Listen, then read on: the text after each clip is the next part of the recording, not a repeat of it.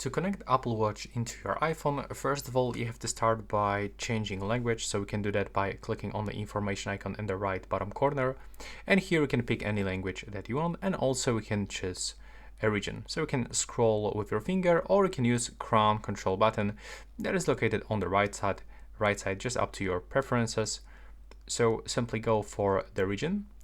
Now just wait a little bit. Sometimes you will have to also restart your device, as you can see. So now when we click a Start Pairing button, we have to open Watch application on our iPhone.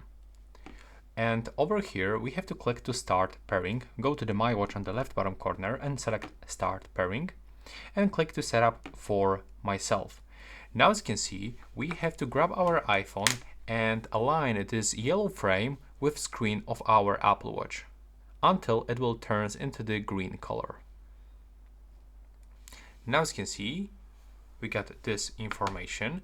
So we can set this as a new Apple Watch, or if you reconnect this one, for example, you perform a hard reset, so we can simply restore from a backup. So that's up to your preferences. If you decide to set as a new Apple Watch, you will have to click over here and simply start pairing it step by step. In my case, I'm gonna restart from backup, and this is everything that I can actually backup just like this. So I will pick this backup. Actually, you can find the date, specific date, where it came from. So this one was from today, this one was from 2024, so 1 year ago. I will go with the current date. So I have to click continue.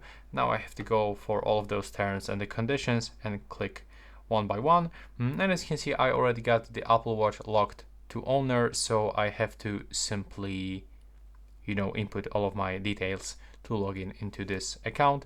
And that's basically everything. I hope you find it useful.